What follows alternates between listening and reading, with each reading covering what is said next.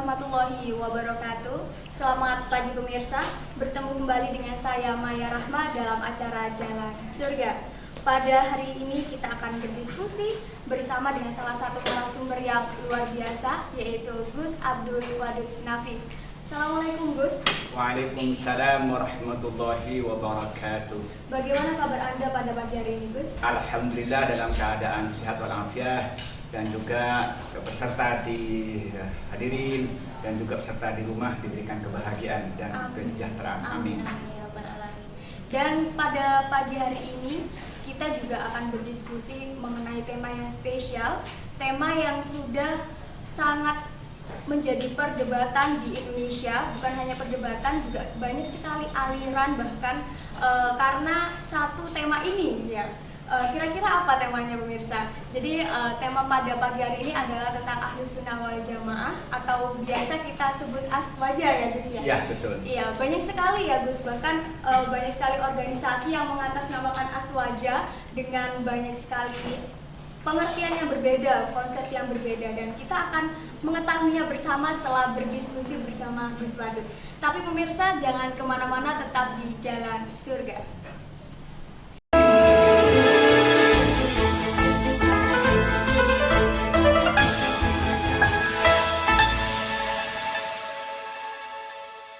Pemirsa, masih bersama saya Maya Rahma dalam acara Jalan Surga. Seperti yang saya sebutkan tadi di segmen pertama tentang tema kita pada pagi hari ini, kita langsung saja membahas mengenai tema kita, yaitu Ahlus Sunnah wal Jamaah. Sebenarnya Gus ya, hakikat atau pengertian dari Aswaja itu sendiri itu apa Gus? Memang kalau bicara tentang Ahlus Sunnah wal Jamaah atau lebih disingkat namanya Aswaja, itu memang interpretable ya. Setiap orang bisa menafsirkan sesuai dengan keyakinannya masing-masing.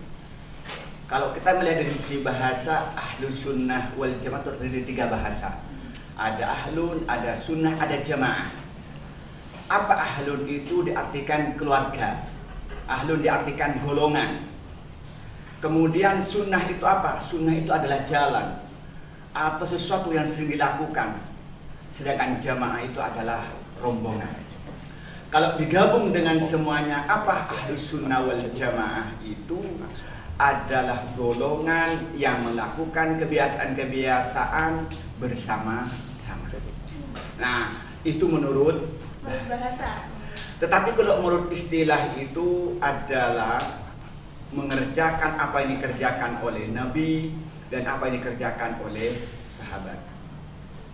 Pemikiran Ahlus Sunnah wal Jamaah itu berdasarkan sebuah hadis yang diriwayatkan Imam An-Nasa'i. Rasulullah berkata, "Sataftariqu ummati ala 73 firqatan, kulluhum finnar illa wahidah." Qila ma hiya Rasulullah? Qala Ahlus Sunnah wa fi riwayatin wal Jamaah. Qila ma hiya Rasulullah? Ma ana alaihi wa ashabi. Rasulullah menjelaskan bahwa umatku akan terpecah belah menjadi 73 golongan. Semuanya masuk neraka kecuali satu. Lalu sahabat bertanya, siapa yang satu wahai Rasul? Rasulullah menyatakan Ahlus Sunnah, riwayatkan wal Jamaah. Lalu sahabat bertanya, apa Ahlus Sunnah wal Jamaah wahai Rasul? Ma ana alaihi wa ashabi. Apa yang dikerjakan saya dan apa yang dikerjakan oleh sahabat saya.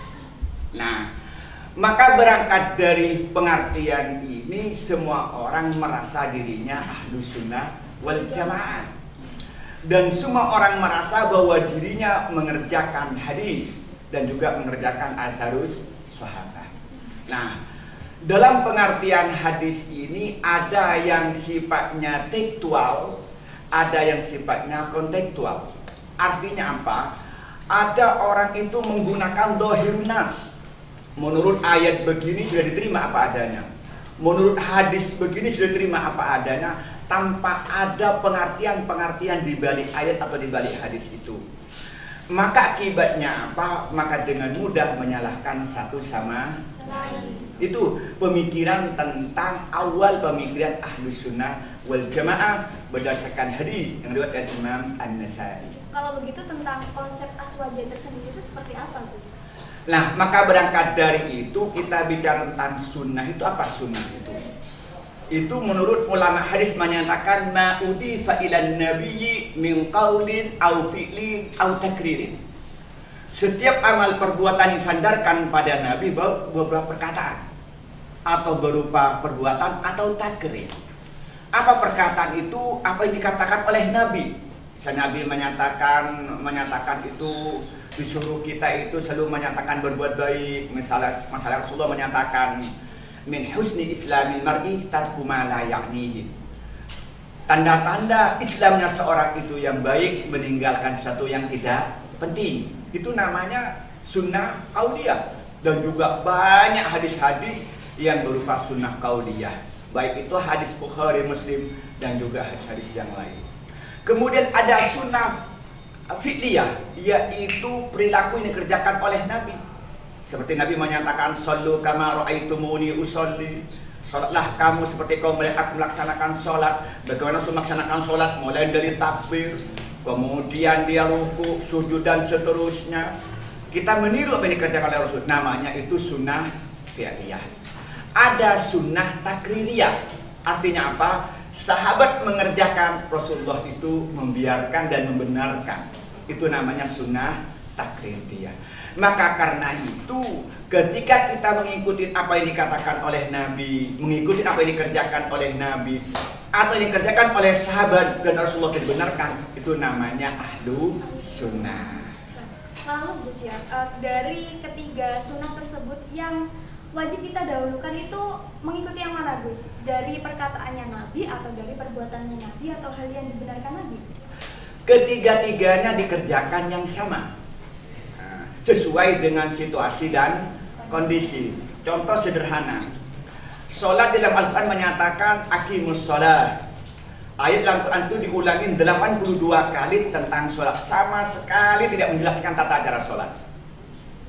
Nah, berarti kita kalau ingin melaksanakan sholat sesuai dengan dicontohkan oleh Nabi, berdapat sunnah fi'liyah.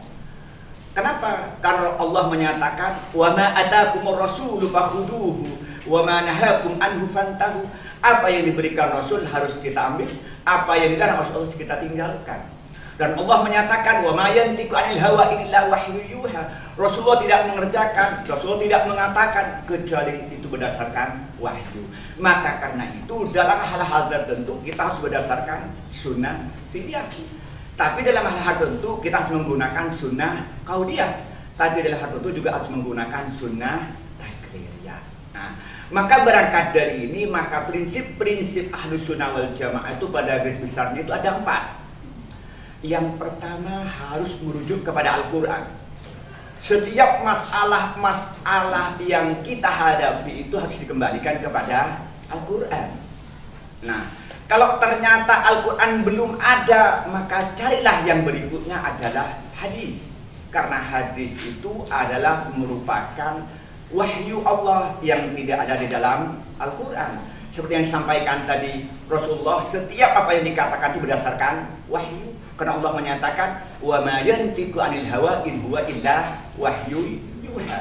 Kalau ternyata dia tidak ada di hadis, kita melihat kesepakatan ulama. Ulama menyepakati masalah apa? Kalau ternyata dia belum tidak ada, maka mencari di kias. Contoh sederhana, di dalam Al-Quran dan hadis yang ada khamr. Sekarang tidak hanya khamr yang memabukkan, narkoba pun memabukkan. Maka karena itu untuk menghukumin narkoba itu pakai hukum kias. Nah, dulu itu tidak ada orang yang namanya kuliah zaman Nabi. Pakai sunnah apa? Nggak ada. Kembalikan kepada qauliyah tidak ada, takririyah tidak ada, fi'liyah tidak ada. Maka kembali kepada kias. Kenapa kiasnya? Ternyata di zaman Nabi itu ada sistem pembelajaran, ada sistem klasikal. Lalu kita mengiaskan apa yang dikerjakan oleh Nabi atau dikerjakan oleh sahabat. Nah, maka karena itu ini yang muncul berikutnya ini yang menimbulkan orang kesalahpahaman, merasa dirinya setiap individu paling Ahlus Sunnah wal Jamaah dan dengan mudah menyalahkan orang lain. Itu nanti kita akan membahas di segmen kedua ya Gus ya, tentang tips-tips itu. Tapi sebelumnya Gus ya, tentang aswaja tersendiri tadi membahas mengenai prinsip-prinsip aswaja ya Gus ya, Iya, iya. prinsip-prinsip aswaja. Nah kalau kita tanya ke ulama atau seperti apa, kita harus melihat sosok mungkin sekarang kiai atau ustadz. Tidak semua ustadz atau kiai itu sekarang seperti yang dahulu, maksudnya itu tidak semua mempunyai yang benar gitu Gus. Sampai sekarang akhirnya kan ada banyak aliran sesat gitu Gus. Bagaimana cara kita untuk melihat kalau oh ini adalah yang benar seperti itu Gus? Ya memang Ibnu Abdis Salam itu menjelaskan, katanya wal ustadu atau wa syaikhuddinun fandur min aina akhata dinaka. Guru ini hakikatnya menjadi fungsi kebenaran agama. Maka karena itu hati-hati dari mana kamu mengambil ajaran agama. Maka karena itu menjadi penting kita berguru pada siapa. Yang menurut kita apakah dia itu memang orang yang ahlus sunnah wal jamaah, berdasarkan latar belakang pendidikan dulu mulai kecil dia sudah memahami dengan belajar di pondok pesantren, kemudian di perguruan tinggi yang standar sehingga menghasilkan sebuah standar keilmuan yang bisa dipercaya. Atau dia tiba-tiba dia mengklaim dirinya sebagai ahlus sunnah wal jamaah, hanya hafal beberapa hadis atau beberapa ayat, lalu dengan mudah memproklamasikan diri sebagai seorang yang ahlus sunnah wal jamaah dan menyalahkan orang lain. Maka karena itu supaya agama kita benar, pemahaman kita benar dalam konteks ahlus sunnah wal jamaah, harus kita hati-hati dari siapa kita belajar ajaran ahlus sunnah wal jamaah. Kenapa?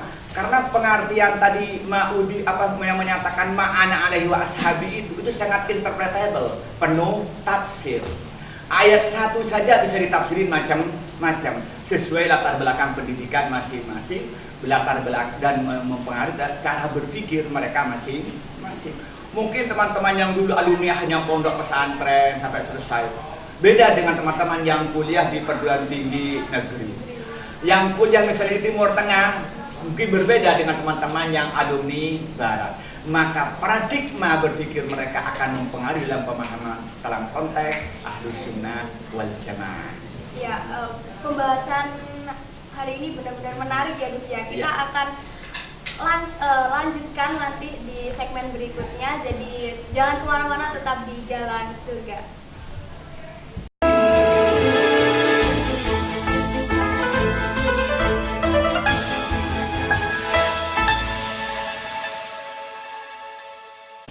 Pemirsa, masih di Jalan Surga dan pada pagi hari ini pembahasan kita masih aswaja ya Gus ya. Iya, ahlus sunnah wal jamaah benar-benar banyak sekali yang patut kita ketahui mengenai aswaja, karena memang kita harus menjadi seseorang yang aswaja ya Gus ya. Bisa dikatakan seperti itu Gus? Ya karena kita apakah masuk surga atau tidak itu adalah ukuran ketika betul-betul berahlus sunnah wal jamaah. Karena ditegas Rasulullah yang tidak aswaja masuk neraka, tapi yang aswaja itu akan masuk surga. Yang menjadi problem siapa sih yang betul-betul aswaja? Karena setiap individu mengaku dirinya sebagai aswaja. Jadi yang jadi problem besar dalam kajian kita. Apalagi di Indonesia ya Gus. Iya. Di Indonesia banyak sekali organisasi Islam, Islam yang semuanya mengaku ahlus sunnah wal jamaah. Wah, itu gimana kita menyikapinya Gus kalau seperti itu? Ya di Indonesia ini yang lagi tren namanya ya, walaupun hakikatnya sangat beda ya. Kalau kita melihat misalnya dalam kitab Al-Fasl fil Nihal wal Ahwa yang ditulis oleh Ibnu Hazm itu kan ada Syiah, kemudian ada Qadariyah, ada Jabariyah dan semacamnya. Tapi kalau di Indonesia itu banyak ada Syiah, kemudian ada Ahmadiyah, kemudian ada Salafi, ada katanya Wahabi, walaupun ini perlu penjelasan tersendiri. Kemudian ada Muhammadiyah, ada NU dan sebagainya. Semuanya mengklaim dirinya sebagai ahlus sunnah wal jamaah. Itu di Indonesia. Dan lebih menariknya, merasa dirinya paling aswaja dan selalu menyalahkan orang lain bukan ahlus sunnah wal jamaah. Lebih menarik lagi, saling mengkafirkan satu sama lain. Itu yang menjadi menarik.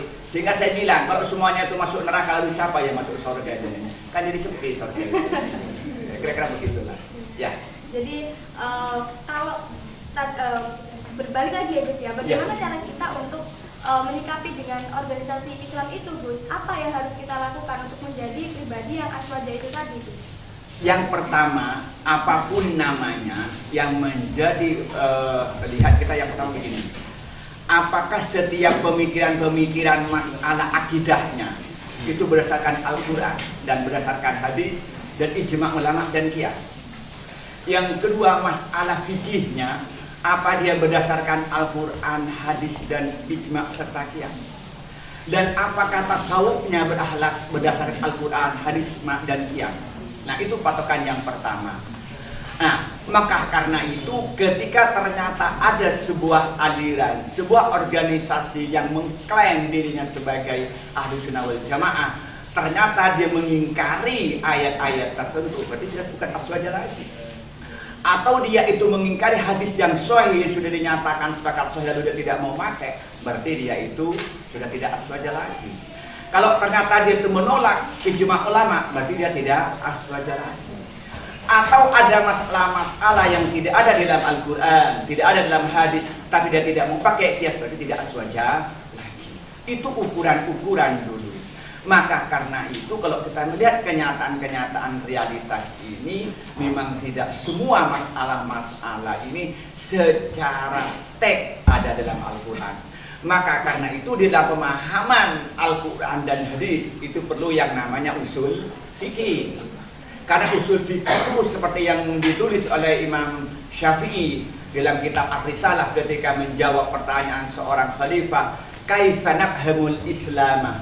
Yang ngirim surat kepada Imam Syafi'i, bagaimana saya memahami Islam?